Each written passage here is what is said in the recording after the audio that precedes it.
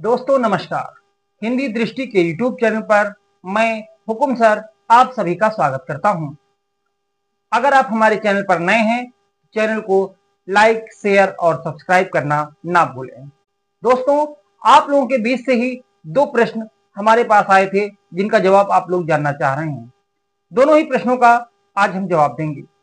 पहला प्रश्न हमारे बीच आया था कि आदिकाल को वीर गाथा काल क्यों कहा जाता है, और दूसरा प्रश्न भक्ति काल को हिंदी साहित्य का स्वर्ण युग क्यों कहा जाता है। दोनों ही प्रश्नों पर हम आज विधिवत जवाब देंगे। तो सबसे पहले आज देखते हैं आज का पहला प्रश्न, और आज का पहला प्रश्न है आदिकाल को वीर गाथा काल क्यों कहा जाता है। तो आइए समझते हैं सबसे पहले कि आदिकाल को आखिरकार वीर गाथा काल कहा क्यों जाता है। दोस्तों, आदिकाल को वीर गाथा काल नाम आचार्य रामचंद्र शुक्ल ने दिया। आदिकाल को वीरगाथा काल, चारण काल, सिद्ध सामंत काल, बीज वपन काल और आदि अन्य नामों से भी जाना जाता है।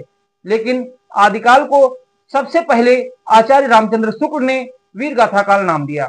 आचार्य रामचंद्र शुक्ल ने 12 ग्रंथों को प्रमाणिक मानकर उनकी उपलब्धता के आधार पर यह तय किया। 12 ग्रंथों में अधिकतर ग्रंथों में वीरगाथा परक रचनाओं का वर्णन किया गया है, जिसमें राजाओं का, युद्धों का सजीव वर्णन आपस में देखने को मिलता है। हर्षवर्धन की मृत्यु के पश्चात हमारा भारत देश कई खंडों में विभक्त हो गया।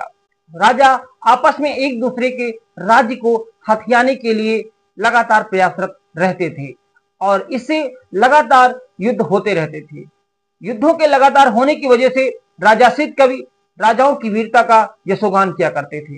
परिस्थितियां उस समय कुछ ऐसी थी कि उस समय जितनी भी रचनाएं लिखी जा रही थी वो ज्यादातर रचनाएं वीरगाथा परक ही थी, जिसमें युद्धों का सजीव वर्णन, प्रकृति का चित्रण भी अगर है तो उसमें भी युद्धों की ही टंकार, युद्धों की ही झंकार सुनाई देती थी। चारों तरफ युद्धों का ही बोलबाला था।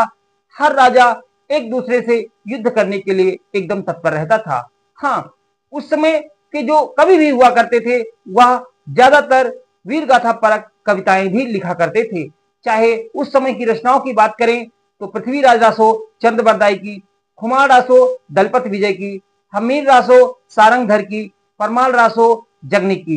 परमाल रासो जिसका दूसरा नाम आलखंड भी है, राजाओं का आपस में लगातार युद्ध करने की वजह से और साथ ही साथ राजाश्रित कवियों का उस समय वीर गाथा परक रचनाएं लिखने की वजह से ही किसी भी देश काल की परिस्थितियां उस समय की रचनाओं पर, उस समय की परिस्थितियों पर और उस समय के साहित्य पर ही निर्भर करती हैं।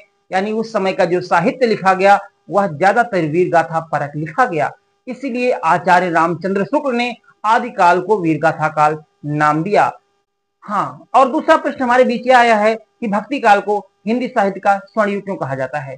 कि जिस प्रकार से बादल के छोटे छोटे टुकड़े अपने अंदर असीम जल को भरे हुए धरती पर बरस कर धरती को हरा भरा कर देते हैं, उसी प्रकार सूर, कबीर, तुलसी, जयसी, नानक की दिव्यवाणी से पूरा समाज सराबोर और रसिद्ध हो जाता है। ज्ञान मार्ग पर और भक्ति मार्ग पर आगे बढ़कर समाज को एक सही दिशा प्रदान करता है। तो ऐसे दिव्य आत्माओं की वाणी से पूरा समाज एक सही दिशा में, ईश्वर की शरण में जाने को नतमस्तक होता है। उस समय की राजनीतिक, सामाजिक, आर्थिक और सांस्कृतिक परिस्थितियां बहुत ही सुदृढ़ थी और समृद्धशाली भी।